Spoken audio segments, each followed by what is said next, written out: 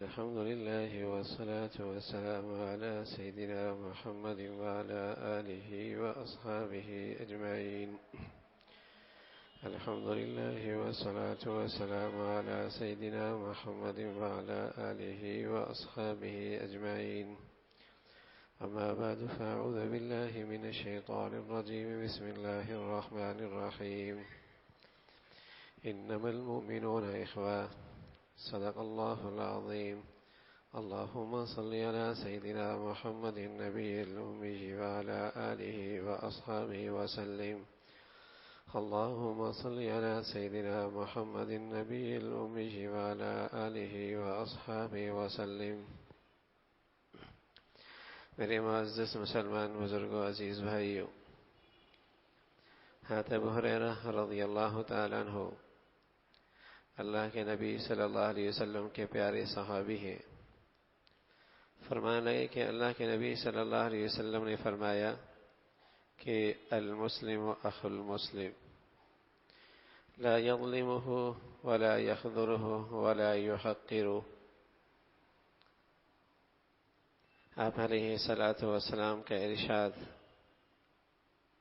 یہ صحابی رسول نقل فرماتے ہیں کہ آپ علیہ الصلاۃ والسلام نے فرمایا کہ مسلمان ایک مسلمان کا بھائی ہے،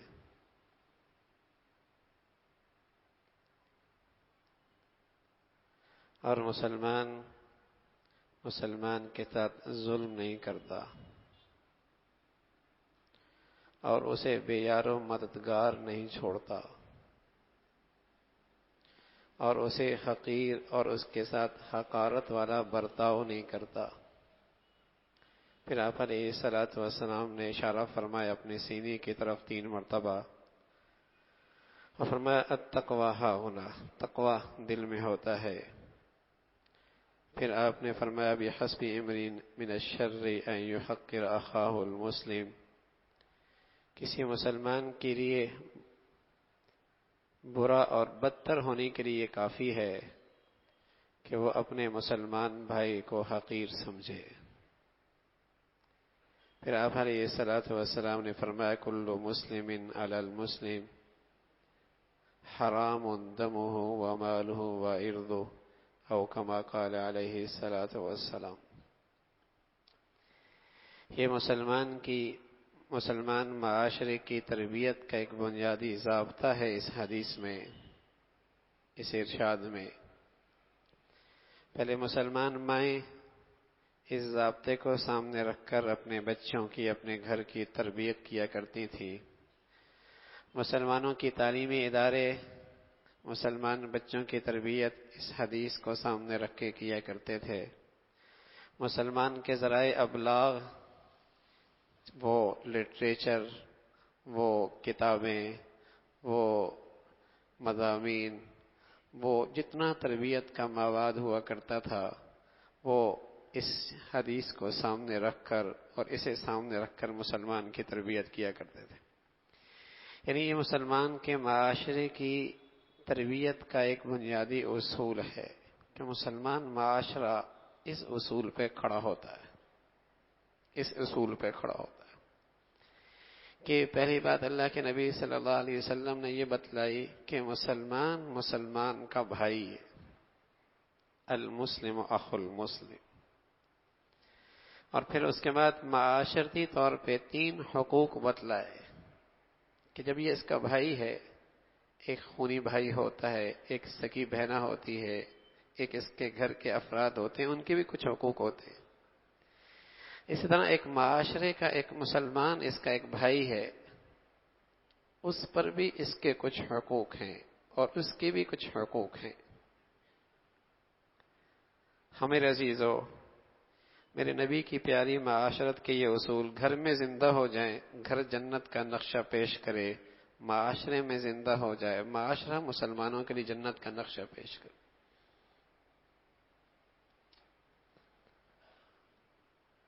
اگر ہر اللہ کے حبیب صلی اللہ علیہ وسلم کی یہ پیاری زندگی کا یہ اصول اور پیاری زندگی کے یہ نقشے اگر میرے گھر میں زندہ ہو جائیں، گھر جنت بن جائے، اور گلی بازاروں میں زندہ ہو جائیں تو یہ گلی بازار بھی راحت اور آرام کا گہوارہ بن جائے۔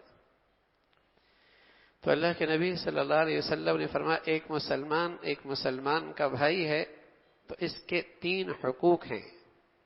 پہلا حق یہ ہے لا یظلم، کہ اس پہ ظلم نہ کرے، نہ جانی، نہ مالی، نہ زبانی، نہ ذہنی اور نفسیاتی، کسی طرح ظلم نہ کرے اس کے ساتھ. بس اوقات جانی ظلم نہیں ہوتا، مالی بھی ظلم نہیں ہوتا، لیکن زبان کے بول ایسے ہوتے ہیں کہ ظالم بنتا ہے. اور بس اوقات ذہنی اسے تکلیف دیتا ہے، ذہنی نفسیاتی طور پہ اسے بیمار کر دیتا ہے. تو حضور علیہ الصلوۃ والسلام نے فرمایا پہلا حق ایک مسلمان کا یہ ہے کہ اس پہ ظلم نہ کرو، لا یظلم. اور دوسرا فرمایا ولا یخذل، اسے بے یار و مددگار نہ چھوڑو. کہیں تیرے مسلمان تیرا بھائی ہے، کہیں اسے تیری مدد کی ضرورت ہے اور تو اس کی مدد کرنے کی طاقت اور استطاعت بھی رکھتا ہے، تو اب خیال کرنا تیرا بھائی ہے، جتنا تو اس سے بن پاتا ہے تو اس کی مدد کرنا. حضور علیہ الصلوۃ والسلام نے ایک موقع پہ فرمایا کہ ایک مسلمان کو ایک مسلمان کی مدد کی ضرورت ہے اور وہ مسلمان اس کی مدد کر سکتا ہے وہاں پر، لیکن نہیں کرتا. تو زندگی میں ایک گھڑی ایسی آتی ہے جب اسے مدد کی ضرورت ہوتی ہے، اللہ بھی اس کی مدد نہیں کرتا. پھر اس کی زندگی میں ایک ایسا موقع آتا ہے وہ چاہتا ہے کوئی میری مدد کرے، لیکن اس کا ری ایکشن اب آئے گا اور اس گھڑی میں یہ اللہ کی رحمت اور مدد سے محروم ہو جائے گا. تو ایک مسلمان کا حق ہے کہ وہ ظلم نہ کرے، اور اس پہ یہ حق ہے کہ جب کسی مسلمان کو مظلوم دیکھے، کوئی اس پر ظلم کر رہا ہے جسمانی یا مالی یا زبانی، تو اس کا دفاع کرے، اس کا دفاع کرے. اس کی آبرو پہ حملہ ہو رہا ہے، اس کی عزت پہ حملہ ہو رہا ہے، اس کے مال کو نقصان پہنچایا جا رہا ہے، اسے ذہنی اور جسمانی تکلیف پہنچائی جا رہی ہے، اور یہ اس کی طاقت رکھتا ہے اپنے اس مظلوم مسلمان بھائی کی مدد کر سکتا ہے، تو پھر واجب ہے اس پر کہ اس مسلمان کی مدد کرے. یہ مسلمان معاشرے کے حقوق ہیں، نہ خود ظلم کرے اور نہ یہ کہ جب اس پہ ظلم ہو رہا ہو تو اسے بے یار و مددگار چھوڑے. اور تیسرا حق اللہ کے نبی صلی اللہ علیہ وسلم نے فرمایا ولا یحقر، اسے حقیر نہ جانے اور اس کے ساتھ حقارت کا برتاؤ نہ کرے.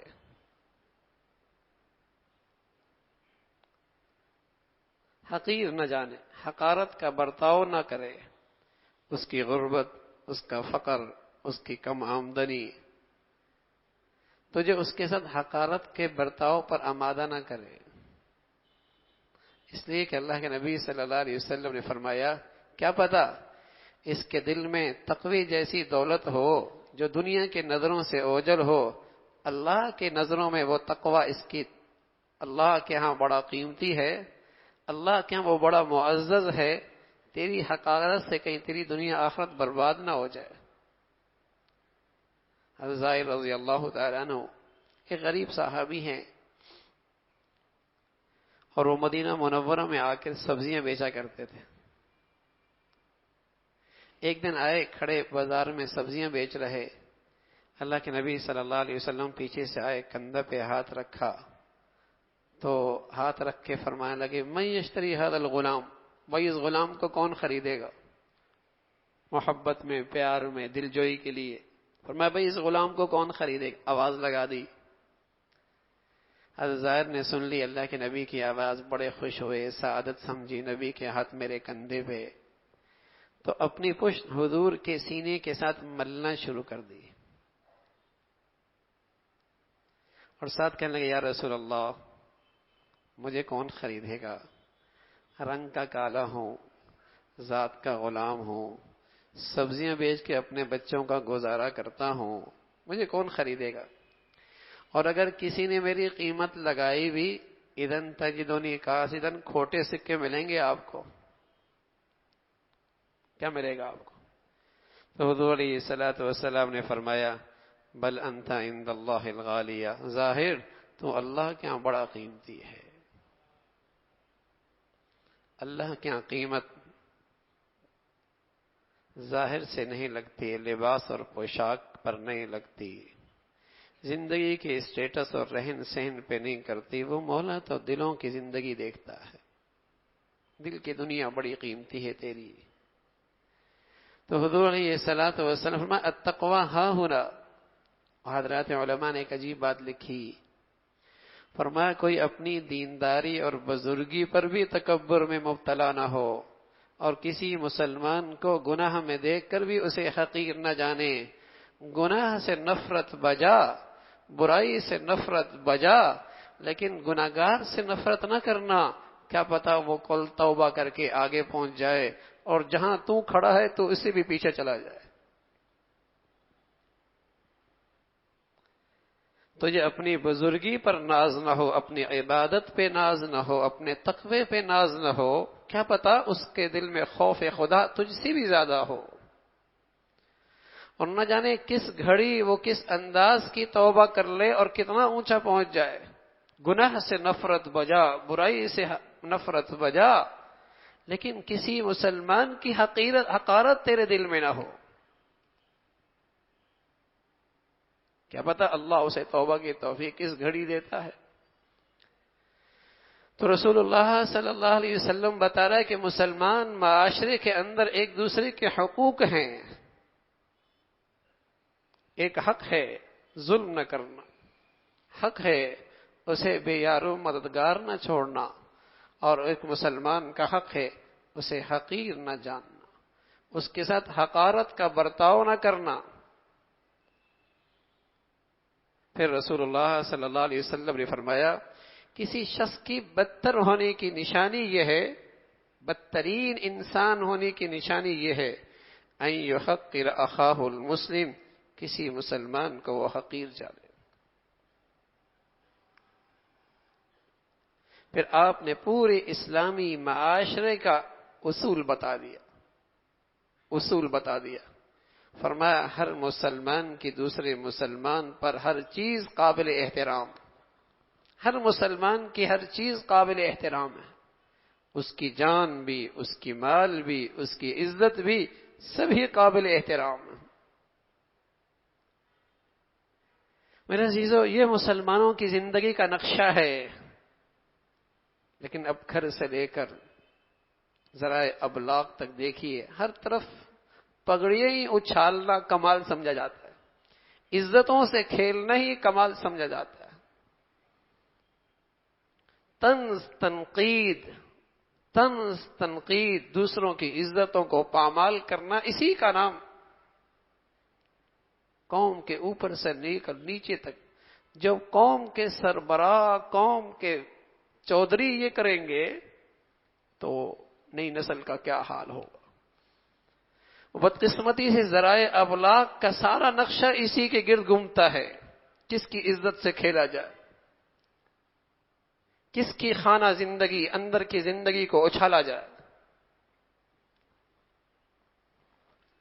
حضور علیہ الصلوۃ والسلام نے ایک موقع پہ فرمایا ایک مسلمان کی عزت آبرو اللہ کے ہاں بیت اللہ سے زیادہ محترم ہے۔ ایک مسلمان کی عزت و آبرو اللہ کے ہاں بیت اللہ سے زیادہ محترم ہے۔ کوئی شخص معاذ اللہ بیت اللہ کو ڈھانے کے لیے چڑھائی کر دے، وہ بھی بدترین گناہ، لیکن جو کسی مسلمان کی عزت پر حملہ کرتا ہے وہ اس سے بھی زیادہ بدتر آدمی۔ کوئی شخص بیت اللہ پہ چڑھائی کر دے، کتنا بڑا اللہ کا مجرم، لیکن جو کسی مسلمان کی عزت سے کھیلے وہ اس سے بدتر حملہ کر رہا ہے، اس سے بڑا گناہگار ہے۔ کل مسلم علی المسلم حرام دمہ و مالہ و عرضہ۔ حضور علیہ الصلوۃ والسلام نے فرمایا کہ مسلمان کی ہر چیز قابل احترام ہے، اس کی جان بھی، اس کا مال بھی، اس کی عزت بھی۔ میرے عزیزو، یہ مسلمان معاشرے کی زندگی تھی کہ ہر چیز ان حقوق کا رعایت رکھے۔ بتائیے اگر یہ حقوق مسلمان معاشرے میں زندہ ہو جائے کتنا ایک شخص دوسرے شخص سے راحت اور سکون پائے۔ مجال ہے یہ نفرتوں کے کانٹے اگے، مجال ہے غریب امیر کا دشمن بنے، امیر غریب کی عزت نفس مجروح کرے۔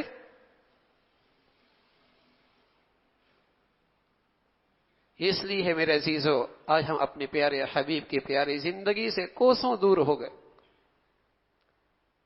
آپ علیہ الصلوۃ والسلام نے ایسی زندگی کے ضابطے بتائے کہ یہ دنیا مسلمان کے لیے جنت بن سکتی، اور یہ بھی نہیں کہ زمین پہ رہنے والے کبھی کوئی ایسے انسان نہیں آئے جنہوں نے اللہ کے نبی صلی اللہ علیہ وسلم کی قدر کی اور آپ کے ارشادات اور زندگی کی قدر کی اور ان اصولوں کو اپنی زندگی میں اپنایا۔